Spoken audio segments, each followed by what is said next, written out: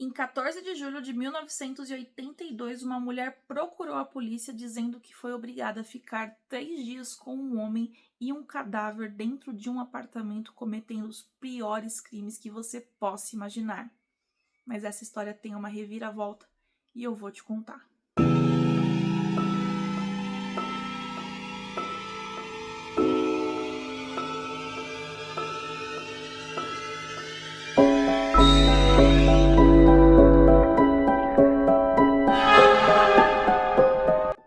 Oi gente, se você quer conteúdos de crimes reais, misteriosos ou coisas desse tipo, você tá no lugar certo.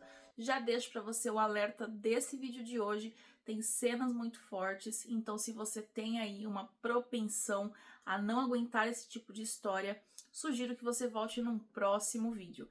Vou deixar já para vocês a fonte que eu encontrei aqui na descrição e vou falar para vocês que é muito difícil achar fotos dessas pessoas envolvidas nesse crime antes desse envolvimento. É muito fácil de se achar as fotos do crime.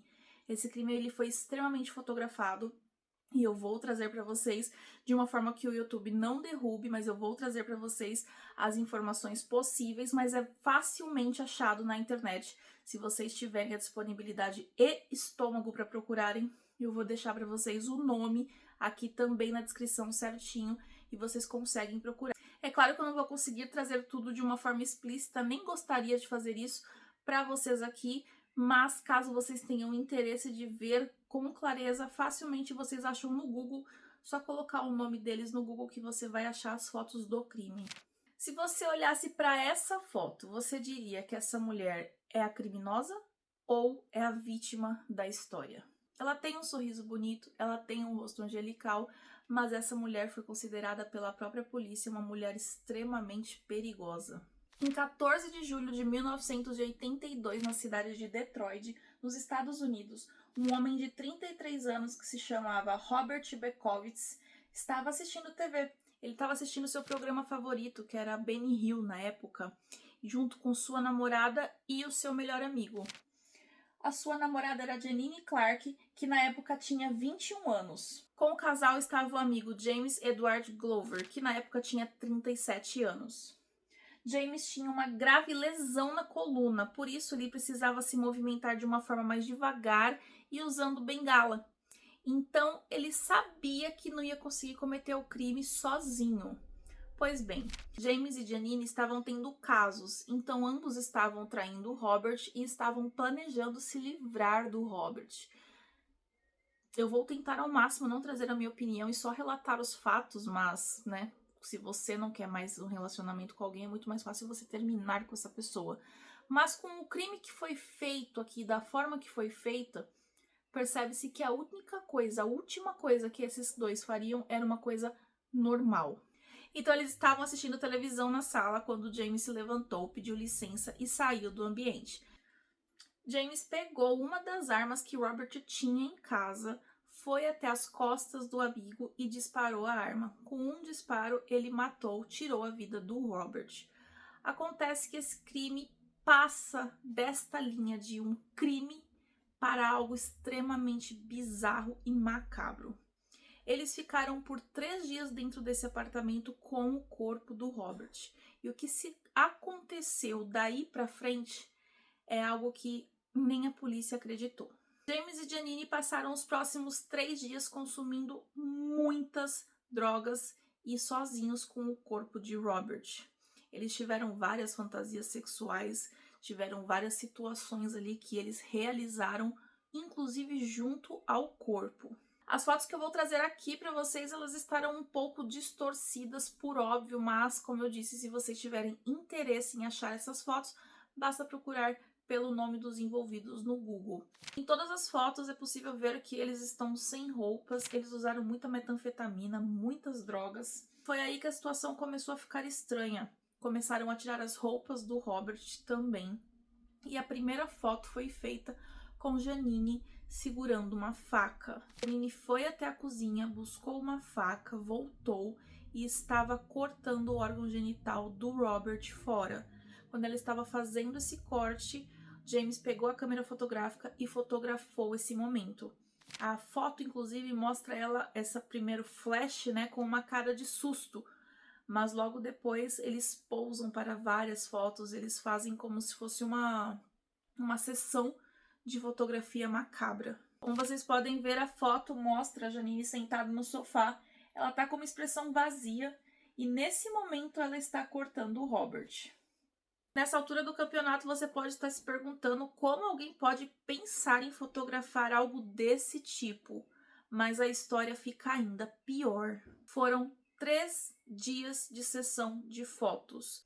Lembrando que um corpo, quando fica sem vida, em questão de horas já começam a aparecer os primeiros sinais de putrefação.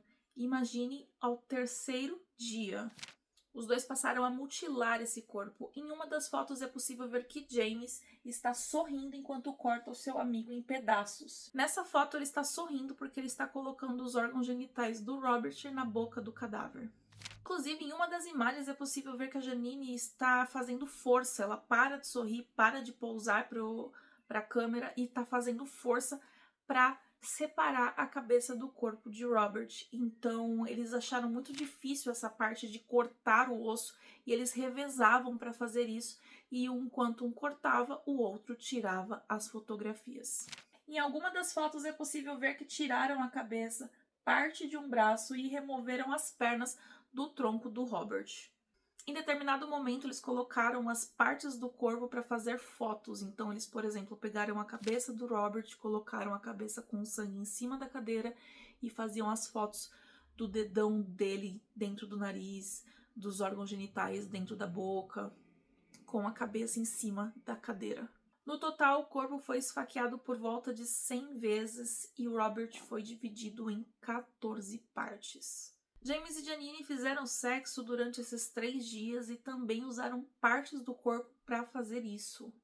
É extremamente bizarro isso, gente. E aqui fica uma coisa que ajudou muito a polícia a resolver esse caso. A Janine, ela saiu algumas vezes durante esses 3 dias para buscar mais filme e mais drogas para eles continuarem essa sessão que eles estavam fazendo. Inclusive, vizinhos ouviram uma das vezes que ela quis voltar para dentro do imóvel e o James demorou para abrir a porta. Então ela gritava do lado de fora para ele abrir para ela entrar. Então isso significa que ela saía e voltava. E foi isso que a polícia levou em consideração lá na frente. O que acontece é que no 3º dia existem aqui 2 vertentes e eu vou falar qual eu acredito mais, mas eu vou explicar as 2 para vocês. Uma das vertentes fala que a Janine, quando chegou ao fim do 3º dia e a questão das drogas teria passado um pouco, ela viu o que fez, se arrependeu e chamou a polícia. E foi até, a polícia. A segunda, e que eu acho mais plausível, é de que o James teve um princípio de overdose, ele passou mal, ele desmaiou, E com isso ela se desesperou, vendo ele desmaiado e foi atrás da polícia. Quando ela chegou na polícia, ela falou, isso foi o que ela disse, que ele estava desmaiado no apartamento e que ela tinha sido forçada a ter feito tudo aquilo. Que ela não se lembra de fato o que aconteceu, mas ela sabe que James matou Robert e foi forçada a ficar 3 dias com ele dentro do apartamento. A polícia, quando chegou no local, viu vários pedaços do Robert espalhados pelo imóvel e viu James ali desacordado. O que acontece é que James disse que não se lembrava direito o que estava acontecendo. Afinal de contas, o uso de drogas foi extremamente alto durante esses 3 dias. O que ela não contava é que a polícia levaria a máquina de fotografias. Antigamente, as máquinas tinham poses, então você tinha um limite de fotos para tirar e você precisaria revelar essas fotos. Acontece que a polícia apreendeu essa máquina e quando viram as fotos, todas as provas do crime estavam ali. James admitiu ter matado Robert, mas disse que não se lembra o que aconteceu dali para frente por causa da quantidade de drogas que ele usou. Ele disse que tudo parece um grande quebra-cabeças que ele não consegue explicar. O James foi acusado de homicídio em 2º grau, mutilação de corpo e o uso de arma de fogo na prática de crime. O James alegava sua inocência, falando que não tinha capacidade mental para responder por aquele crime. Foi feita uma perícia onde disseram que James sim tinha capacidade mental. Ele mudou o discurso dele, falando agora que ele era culpado, mas só pela morte. Do restante ele não lembrava direito o que estava acontecendo. Na troca desse discurso e admitindo sua culpa, ele trocou a prisão perpétua por uma pena máxima de 50 anos, que foi o que ele recebeu, de 30 a 50 anos. Já Janine, que não foi acusada de matar, mas foi acusada de mutilar o corpo, pegou 10 anos. E aí que a história fica mais bizarra ainda. Muito difícil achar qualquer coisa sobre os dois. Aparentemente, a Janine foi liberada em 1997 e hoje ela deve viver com outro nome. Não se sabe mais sobre Janine, sobre o James, não se acha nada na internet sobre os dois, apenas sobre o crime que eles cometeram. Deixe seu comentário se você já conhecia esse caso e o que você achou dele. Se você tem alguma sugestão de caso pra gente trazer aqui no canal, não esquece de deixar nos comentários. Eu te vejo na próxima.